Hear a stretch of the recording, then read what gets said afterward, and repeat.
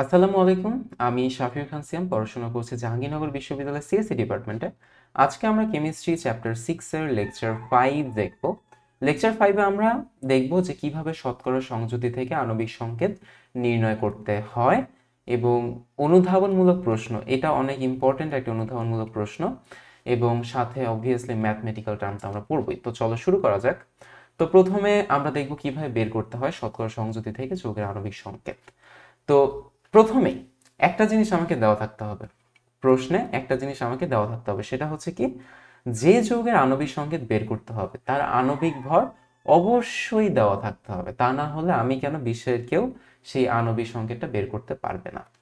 So rule number 1, এটা হচ্ছে আমার প্রথম রুল, যে শতকরা সংযুতি থেকে প্রথমে আমাকে কি বের করতে হবে, স্থূল সংকেত বের করতে হবে, যেটা আমরা গত লেকচারে দেখেছিলাম।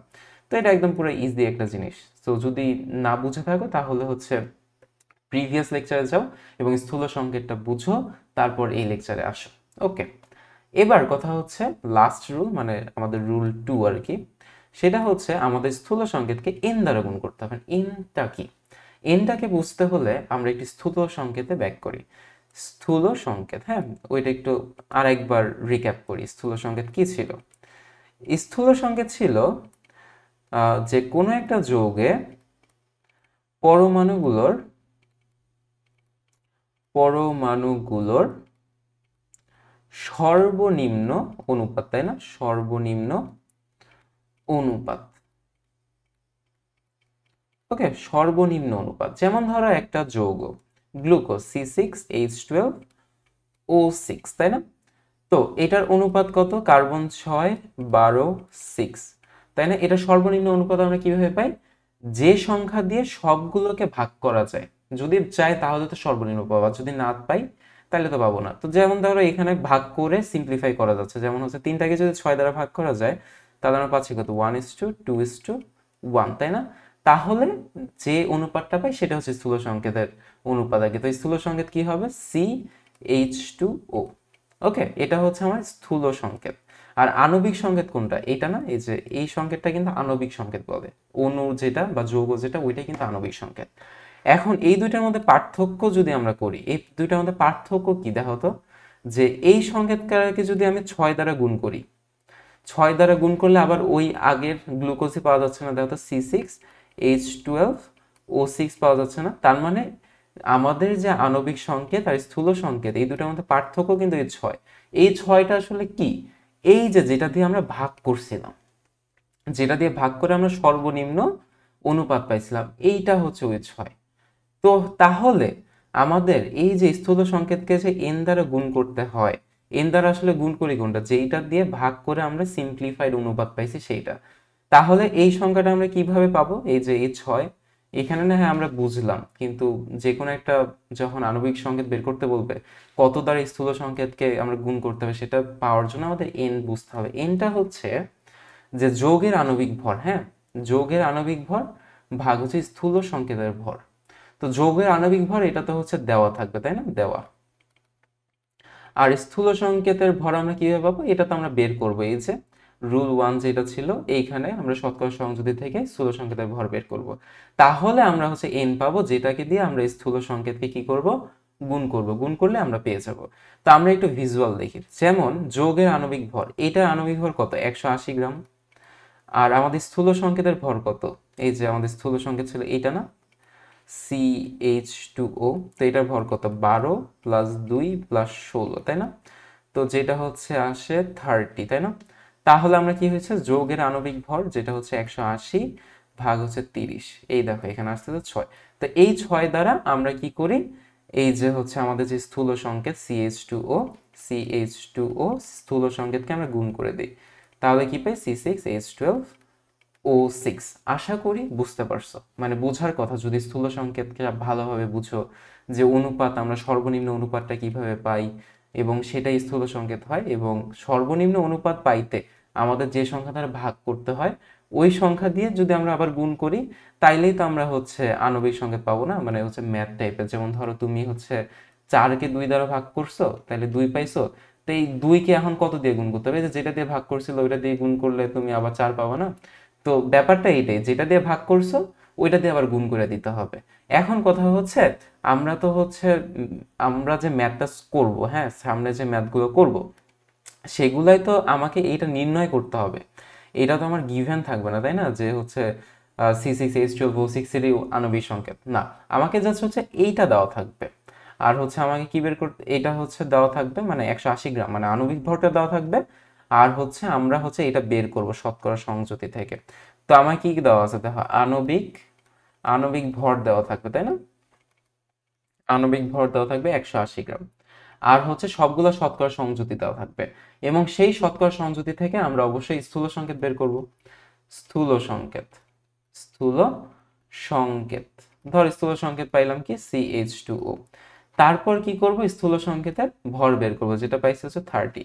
তারপর কি করব, স্থূল সংকেত CH2O যেটা, এইটার সাথে হচ্ছে কি গুণ করব, N। Nটা কি, এই যে আমার আণবিক ভর যেটা আছে এইটার সাথে স্থূল সংকেতের ভর কি হবে, ভাগ হবে, ভাগ হইলে যেটা পাবো 6, ওইটা হচ্ছে গুণ করে দেবো CH2O আর হচ্ছে 6, তাহলে কি পাবো C6H12O6। আই হোপ বুঝতে পারছো। আহ, ব্যাপারটা হচ্ছে ক্যাচ করো, তুমি কিভাবে ক্যাচ করতেছো বা তুমি কিভাবে বুঝছো। আমি এভরি পসিবল ওয়েতে বোঝানোর ট্রাই করছি যে আণবিক সংকেত কিভাবে নির্ণয় করতে হয়। Okay, so let's go to another slide. তো আসো আমরা কোশ্চেন দেখি, কোশ্চেন সলভ করাটাই হচ্ছে মেইন। সো কোশ্চেন সলভ করলে ওই সব রুল টুল মানে বেশি একটা ম্যাটার করে না, ওগুলো এমনি মুখস্থ হয়ে যায় বা বুঝে যাই আমরা। তো প্রথম কোশ্চেন দিনাজপুর বোর্ড 2024-এর। এখানে বলছে একটি যৌগ যা কার্বন, হাইড্রোজেন এবং অক্সিজেন দিয়ে গঠিত, এতে রয়েছে কার্বনের পরিমাণ দেওয়া আছে মানে হচ্ছে শতকরা সংযুতি 40%, এবং হাইড্রোজেন দেওয়া আছে 6.67%। এখানে বলছে আণবিক সংকেত নির্ণয় করো এবং আণবিক ভরটা দিয়েছে যে সংকেত তার। ওকে, তাহলে এখানে দেখো আমাদের কার্বনের শতকরা সংযুতি হচ্ছে 40%। ওকে, এবং হচ্ছে হাইড্রোজেনেরটা আমরা পাচ্ছি 6.67%। কিন্তু কথা হচ্ছে আমাকে কিন্তু অক্সিজেনেরটা দেওয়া নেই। অক্সিজেনটা কিভাবে বের করতে হয়, ওই যে শতকরা সংযুতি থেকে মানে কি 100 থেকে আমরা যদি এই কার্বন আর হাইড্রোজেনের পরিমাণ বাদ দিই তাহলেই তো আমরা হচ্ছে অক্সিজেনের পরিমাণ পাবো না, কারণ তিনটা মিলিয়ে তো 100। এগুলো আমরা অনেক ডিসকাস করেছি আমাদের শতকরা সংযুতি তারপর স্থূল সংকেত ওইখানেও। সো আই হোপ এগুলো নিয়ে আর তেমন একটা প্রবলেম হওয়ার কথা না, যে কোনটা একটা মিসিং থাকলে কিভাবে বের করতে হয়। ওকে, সো ক্যালকুলেট করলে আমরা পাচ্ছি হচ্ছে 53.33। তো আমাদের প্রথম কাজ কি ছিল, আমাদের প্রথম কাজ ছিল হচ্ছে স্থূল সংকেত বের করা। তো চলো বের করি স্থূল সংকেত। এই স্থূল সংকেত বের করতে হইলে আমরা কয়েকটা স্টেপ শিখছিলাম না, তিনটা স্টেপ, এবং মাঝখানে মাঝে মাঝে দুইটা, মাঝে মাঝে তিনটা। তিনটা কখন হইতো, ওই যে ভগ্নাংশ পেলে স্টেপ 2-তে, সরি স্টেপ 1 হবে, প্রথমে তো আমরা স্টেপ 1 করব, তাই না, স্টেপ 1। তো স্টেপ 1 আমরা কি করতাম, যার যা শতকরা সংযুতি তার পারমাণবিক ভর দিয়ে ভাগ করতে হতো। সো কার্বনের ক্ষেত্রে 40 দেওয়া আছে এবং কার্বনের পারমাণবিক ভর কত 12, সো এটা দিয়ে ভাগ করলে আমরা কত পাবো, 40/12, যেটা পাচ্ছে 3.33। তারপর হচ্ছে আমরা কারটা বের করবো, হাইড্রোজেন। তো হাইড্রোজেনটা কত 6.67 ডিভাইডেড, হাইড্রোজেনের পারমাণবিক ভর 1, সো এটা হবে 6.67ই। আর শেষে হচ্ছে অক্সিজেন। সো অক্সিজেন হচ্ছে 53.33% শতকরা সংযুতি এবং অক্সিজেনের পারমাণবিক ভর 16। তাহলে আমরা পাচ্ছি হচ্ছে 53.33 ডিভাইডেড 16, যেটা হচ্ছে 3.33। সো আমাদের স্টেপ 1 ডান। স্টেপ 2-তে আমরা কি করি, স্টেপ 2-তে হচ্ছে আমরা করি যে যে ভাগফলগুলো পেলাম, এই যে 1, 2, 3টা মানে কার্বন, হাইড্রোজেন, অক্সিজেনের, এর মধ্যে সর্বনিম্ন ভাগফল যেটা, এটা দিয়ে আবার 3টাকে ভাগ করে দেব। সো সর্বনিম্ন কোনটা 3.33, এই যে 3.33 সর্বনিম্ন। সো এটা দিয়ে সবাইকে ভাগ করি এবার। সো 3.33 কার্বন, 3.33 মানে ভাগফলগুলোকে সর্বনিম্নটা দিয়ে ভাগ করতে হয়, তাই না। সো সর্বনিম্ন কত 3.33, এই তিনটার মধ্যে সর্বনিম্ন। সো এটা পাচ্ছি 1। হাইড্রোজেনের ভাগফল ছিল হচ্ছে 6.67, এইটাকে আমরা ভাগ করবো কত দিয়ে, সর্বনিম্নটা 3.33, তাহলে আমরা পাবো হচ্ছে 2। ওকে, তারপর হচ্ছে অক্সিজেন, অক্সিজেন হচ্ছে 3.33 ডিভাইডেড 3.33, মানে মিনিমামটা দিয়ে ভাগ করতে হয়, সো 1। তাহলে আমরা স্থূল সংকেত পাচ্ছি কি? আমরা হচ্ছে স্থূল সংকেত, স্থূল সংকেত, তাই না? স্থূল সংকেত, স্থূল সংকেত তাহলে কি পাচ্ছি? কার্বন কয়টা? কার্বন হচ্ছে একটা, হাইড্রোজেন দুইটা, অক্সিজেন একটা। তাহলে কি পাচ্ছি? কার্বন একটা, হাইড্রোজেন দুইটা, অক্সিজেন একটা। সো আমাদের এটা হচ্ছে স্থূল সংকেত। তো আমাদের স্থূল সংকেত বের করা শেষ। এখন আমাকে কি বের করতে হবে? আণবিক সংকেত। আণবিক সংকেত আমরা কিভাবে বের করি? এই স্থূল সংকেতের সাথে আণবিক সংকেত কি হবে তাহলে? স্থূল সংকেতের সাথে ওই যে এন আমরা গুণ করি, তাই না? আণবিক সংকেত, এই যে আমাদের স্থূল সংকেত CH2O, এটার সাথে আমরা কি গুণ করি? এন গুণ করে দিই। সো এন কি? এন হচ্ছে আণবিক ভর, মানে যে যৌগটা বলছে আণবিক ভর দেওয়া আছে সেটার, মানে যেটার আণবিক সংকেত বের করতে চাইছে সেটার ভর ডিভাইডেড স্থূল সংকেতের ভর, স্থূল সংকেতের ভর, তাই না? সংকেতের ভর। ওকে, সো আণবিক ভর কত দেওয়া আছে? যে যৌগটা আণবিক সংকেত বের করতে বলছে 180 গ্রাম, তাই না? 180 ডিভাইডেড স্থূল সংকেতের ভর কত হবে? আণবিক ভর, তাই না? সো 12 প্লাস 1 ইন্টু 2 প্লাস 16, তাই না? সো যেটা হচ্ছে 12, ওকে ক্যালকুলেট করি, ভুল করা যাবে না। সো এটা পাচ্ছি হচ্ছে আমরা 30 গ্রাম। তো আমরা কি করছি? 180কে এবার স্থূল সংকেত দ্বারা ভাগ করব, তাহলে পাচ্ছি কত? 6। তাহলে আমাদের আণবিক সংকেত কি হবে? তাহলে আমাদের আণবিক সংকেত হবে, আণবিক সংকেত হবে হচ্ছে কি? CH2O, এটার সাথে কি গুণ হবে? N গুণ হবে। তাহলে কি হচ্ছে? C6H12O6, যেটা হচ্ছে গ্লুকোজ। তো আমরা আশা করি বুঝতে পেরেছি। আমরা আরো প্র্যাকটিস করব।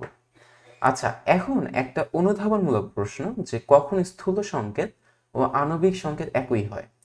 আচ্ছা দেখো, কখন হইতো স্থূল সংকেত আর আণবিক সংকেত সেম? এইখান থেকে যদি আমরা দেখা ট্রাই করি, ধরো আমাদের এই এনটা সামহাও এক আসছে, হ্যাঁ, ধরো এক আসছে, যে আণবিক ভরও 180 দেওয়া হচ্ছে, স্থূল সংকেতের ভরও ধরো আমাদের 180 আসছে, তাহলে তো এক আসতো। এক আসলে কি হইতো? এইখানে গুণ হইতো কত দিয়ে? 1 দিয়ে গুণ হইতো না? 1 দিয়ে গুণ হইলে কি হইতো? CH2O, ওইটাই থেকে যেত না 1 দিয়ে গুণ করলে? তখন কিন্তু স্থূল সংকেত আর আণবিক সংকেত সেম হয়ে যেত। তাহলে আমাদের ওই প্রশ্নের অ্যান্সার কি হবে? ওই প্রশ্নের অ্যান্সার হবে, যখন আমাদের n এর ভ্যালু 1 হয় তখনই কেবল স্থূল সংকেত ও আণবিক সংকেত কি হয়? সেম হয়। সো কখন একই হয়? যখন n is equals to 1 হয়, তাই না? এটা একটু সুন্দর করে গুছিয়ে লিখলে আমার কাছে মনে হয় 2 এর 2 দিবেই, মানে না দেওয়ার কোনো রিজন নেই। আচ্ছা, এবার আসো ময়মনসিংহ বোর্ড 2023, এখানে বলছে একটি যৌগ কার্বন ও হাইড্রোজেন নিয়ে গঠিত। এতে রয়েছে কার্বন দেওয়া আছে এতটুকু, শতকরা সংযুতি, হাইড্রোজেন দেওয়া আছে এতটুকু, এবং যার আণবিক ভর 78। তাহলে যৌগটির আণবিক সংকেত বের করো। তো প্রথমে কি করতে হবে? আমাকে স্থূল সংকেত বের করতে হবে। স্থূল সংকেত বের করার স্টেপগুলো কি? স্টেপ 1, আমরা হচ্ছে কি করি? যার যার শতকরা সংযুতি তার পারমাণবিক ভর দিয়ে ভাগ করতে হয়। সো 92.31 কার্বন, আর কার্বনের পারমাণবিক ভর কত? 12। তাহলে আমরা পাচ্ছি কত?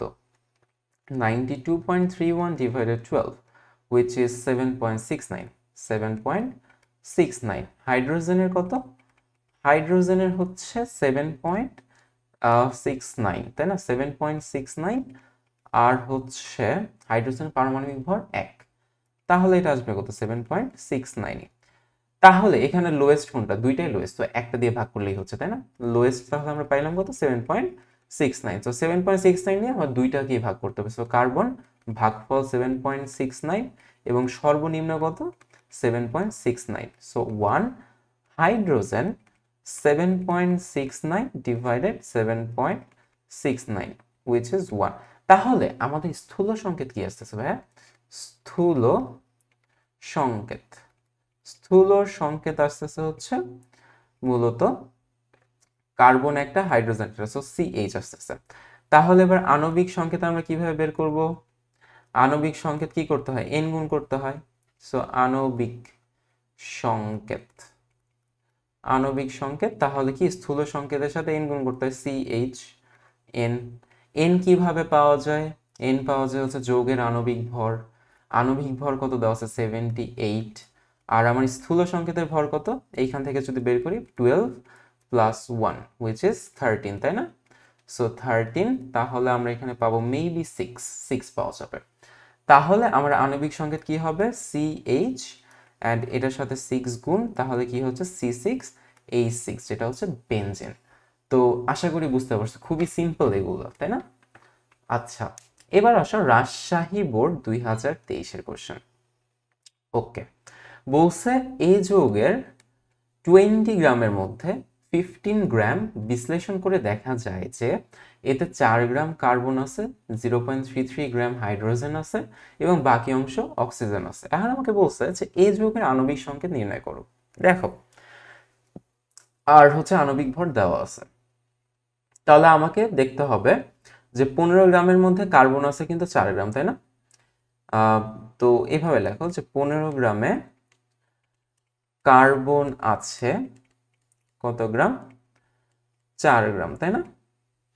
আচ্ছা, আর হচ্ছে কে কে কে কি আছে? হাইড্রোজেন আছে হচ্ছে 0.33 গ্রাম। অক্সিজেন তাহলে কতটুকু হবে? 15 গ্রামের মধ্যে তো 4 গ্রাম আর এত পাইলাম, সো 15 থেকে যদি মাইনাস করে দেই, সিম্পল 0.33, তাহলে আমরা পাবো কত? অক্সিজেনের পরিমাণ 15 মাইনাস 4 মাইনাস 0.33। ক্যালকুলেশন অবশ্যই খুবই টাইম নিয়ে এবং মনোযোগ দিয়ে করবে, না হলে পরীক্ষা শেষে কান্না করতে হইতে পারে। আচ্ছা, এগুলো পাইছি, এখন আমাকে কি করতে হবে? এখন আমার সবগুলো শতকরা সংযুতি লাগবে, কারণ শতকরা সংযুতি দেওয়া নেই। আর শতকরা সংযুতি না পাইলে আমি স্থূল সংকেত বের করতে পারবো না, স্থূল সংকেত বের না করতে পারলে আমি আণবিক সংকেতও বের করতে পারবো না। চলো শতকরা সংযুতি বের করি। তো দেখো, কার্বনের ক্ষেত্রে তো 15 গ্রাম এ যৌগে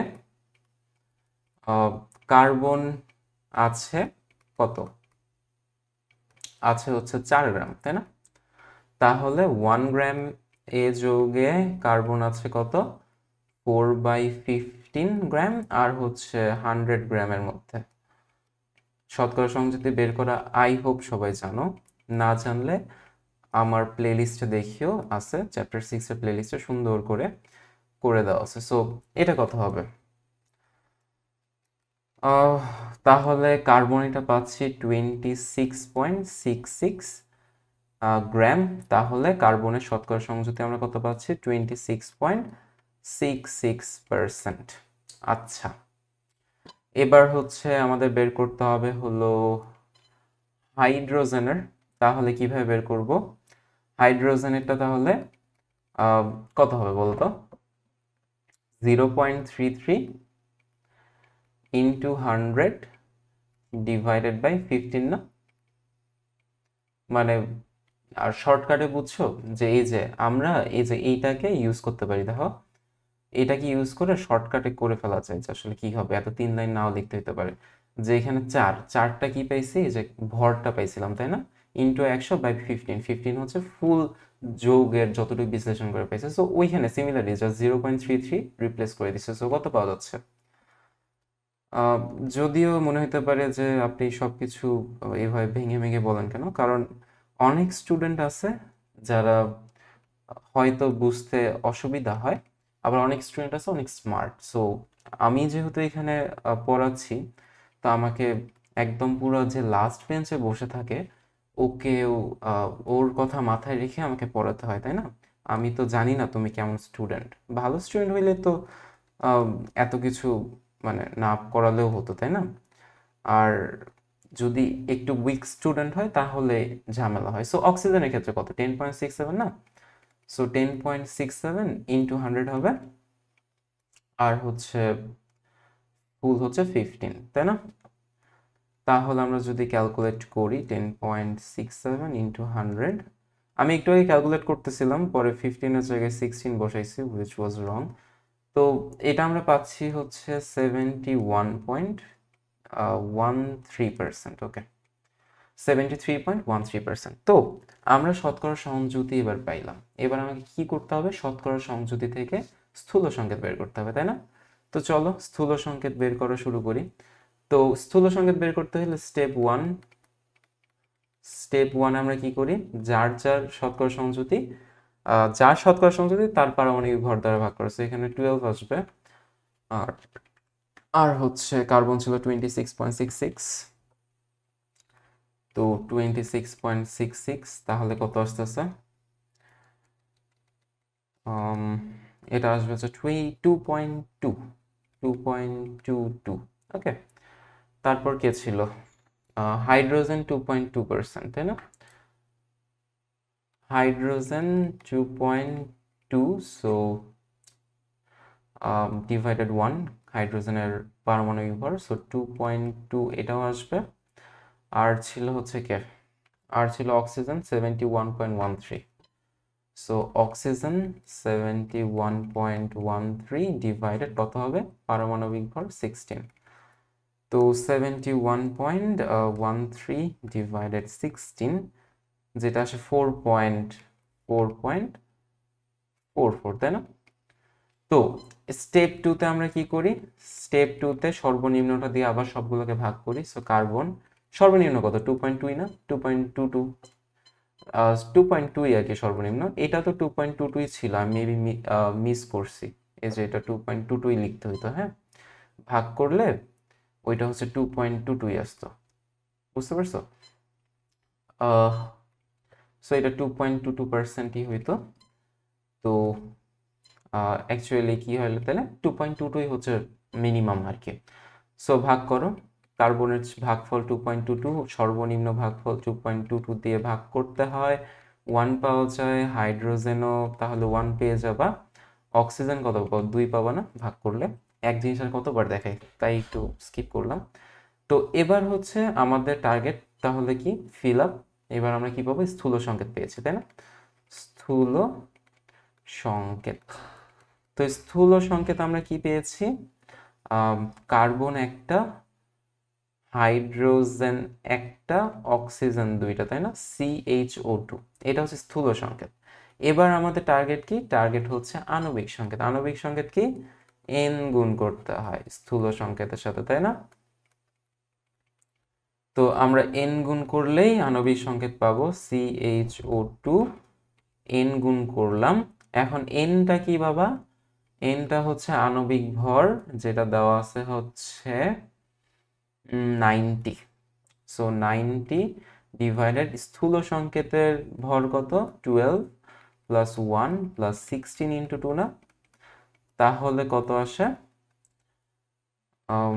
sorry, so 13 plus 16 into 2, which is 45, তাই না? which is 45, সো 45 তাহলে আসবে কত? 2। অ্যান্ড তাহলে এখানে যদি গুণ করে দাও 2, CH2, 2 গুণ করলাম, তাহলে আমরা আণবিক সংকেত পাচ্ছি হলো C2H2O4। আশা করি ক্লিয়ার আর কি ম্যাথটা। তো নেক্সট ম্যাথ, চিটাগং বোর্ড 2023 আসছিল। আমার কাছে এটা ইম্পর্টেন্টই লাগছে, যে রিপিট হইতে পারে হয়তো কোনো একটা বোর্ডে এগেইন। আচ্ছা, এটা বলছে যে একটা বিযৌগ আছে, মৌলগুলো শতকরা সংযুতি হলো এত এত এত, এবং আণবিক ভর দেওয়া আছে 158 গ্রাম। আণবিক সংকেত আমাকে বের করতে বলছে। ওকে ফাইন, তাহলে মৌলগুলো আমরা আগে একটু আইডেন্টিফাই করি। দেখো এক্স এর পারমাণবিক সংখ্যা কত? 11, তাহলে কি হবে? সোডিয়াম না? তো সোডিয়ামের দেওয়া আছে মূলত 29.11%। ওয়াই কত? 16, 16 কে সালফার না? সালফার। তো সালফার 16, which is 40.51%। আর হচ্ছে কে দেওয়া আছে? জেড। জেড দেওয়া আছে হচ্ছে 8। 8 বলতে কি বোঝায়? অক্সিজেন না? মেবি অক্সিজেনই তো। সো অক্সিজেন কত হয়? 30.28%। ওকে, এখন আমাদের কাজ কি? স্থূল সংকেত বের করা। স্থূল সংকেত বের করা, আচ্ছা। তো স্টেপ ওয়ান স্থূল সংকেত বের করে স্টেপ ওয়ান কি? এই যে আমরা শতকরা সংযুতি পেয়েছি সেটাকে নিজস্ব পারমাণবিক ভর দ্বারা ভাগ করা, তাই না? 29.11 ডিভাইডেড 23 না সোডিয়ামের, I hope so, 11 divided 23, so which is 1.26, তারপর হচ্ছে সালফার 40.51 divided সালফার পারমাণবিক ভর 32, I hope, sorry, 40.51 divided 32, which is 1.26 again, 1.26, and lastly থাকে কি অক্সিজেন 30.28 ডিভাইড কত পারমাণবিক ভর oxygen 16, so 30.28 divided 16, which is 1.89, okay, 1.8925, okay, 1.8925, okay, হিসাবে সুবিধার্থে সামটাইমস দশমিক পর 4 ঘর নিলেও প্যারা নেই। স্টেপ 2 কি? স্টেপ 2 হচ্ছে আমাদেরকে সর্বনিম্ন ভাগফল দ্বারা সবগুলোকে ভাগ করতে। সর্বনিম্ন কত? 1.26, তো ভাগ করো। সোডিয়ামকে ভাগ করলে কত পাবা?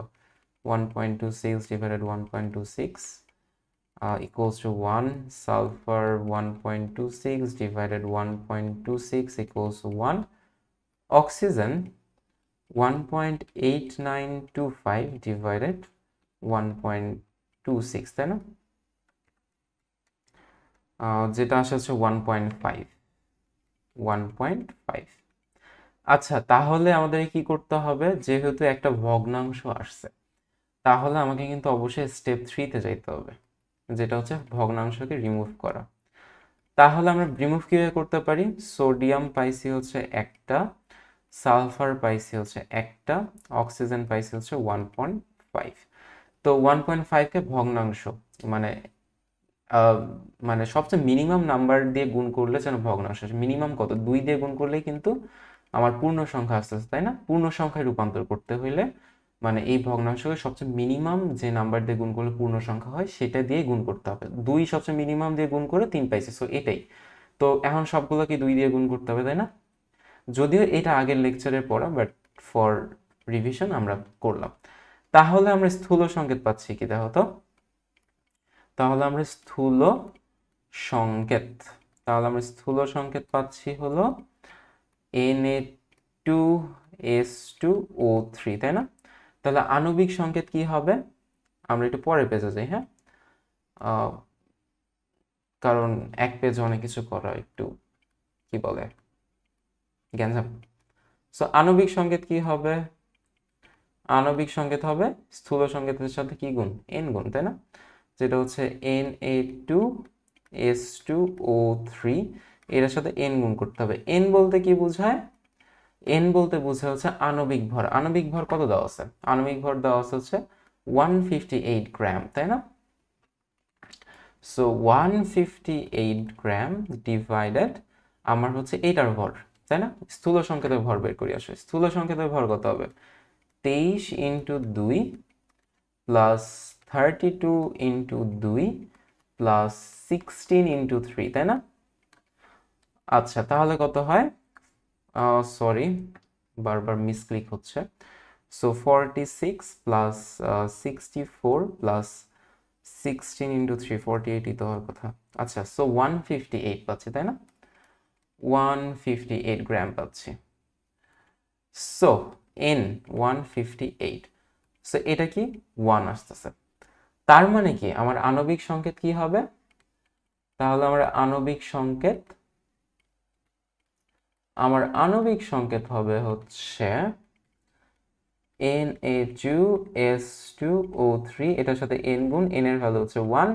সো একটু আগে আমরা পড়ছিলাম না যে কখন আণবিক সংকেত আর স্থূল সংকেত সেম হয়? এই যে n এর ভ্যালু যখন 1 হয় তখন আমাদের যে স্থূল সংকেতটা ছিল সেটাই আমাদের কি হয়ে গেছে? আণবিক সংকেত। আশা করি ওই অনুধাবনমূলক প্রশ্নটা নতুন করে আরো ভালোভাবে বুঝেছো। সো এই কোশ্চেনের স্থূল সংকেত এবং আণবিক সংকেত সেম। এটা আরেকভাবে বোঝা যাইতো। কিভাবে বোঝা যাইতো বলো তো? স্থূল সংকেত পাইছো কি? এটা না, এটার অনুপাত কত ছিল? 2 অনুপাত 2 অনুপাত 3 না, এটাকে কি আর ছোট করা যায়? তো আর কিন্তু ছোট করা যায় না, তাই না? সো ওই হিসাবেও বলা যায় যে হ্যাঁ, স্থূল সংকেতটা আণবিক সংকেতের সেম হবে, বাট সব সময় না। কারণ হচ্ছে ধরো তোমার যদি এখানে বলতো যে এইটার ভর হচ্ছে সামথিং লাইক, ধরো আণবিক ভর আমাকে দিছে 158 ইন্টু 2 316 মানে 316, হ্যাঁ ধরো 316, তখন কিন্তু আবার চেঞ্জ হয়ে, তখন কিন্তু তুমি হচ্ছে গেস করে বসাতে পারবে না। বাট যদি সময় না থাকে বা এমসিকিউ, সেই সকল ক্ষেত্রে তুমি কি করতে পারো যে রিস্ক নেওয়া যায় আর কি। ওকে, সো আমাদের লেকচার এতটুকুই আজকে, এতগুলোই করার কথা ছিল, আমরা অনেক কিছু করেছি। তো আশা করি সবকিছুই ক্লিয়ার যে কখন স্থূল সংকেত আণবিক সংকেত একই হয়, যখন n এর ভ্যালু 1 হয়। আচ্ছা, আর হচ্ছে সবগুলোই তো করা শেষ, এবার তো বুঝছি যে কিভাবে সংকেত নির্ণয় করতে হয়, তাই না? সো নেক্সট লেকচার দেখার জন্য আমন্ত্রণ রইল, এবং যদি কোনো প্রবলেম হয় তাহলে কমেন্ট করিও। And that's it, tata.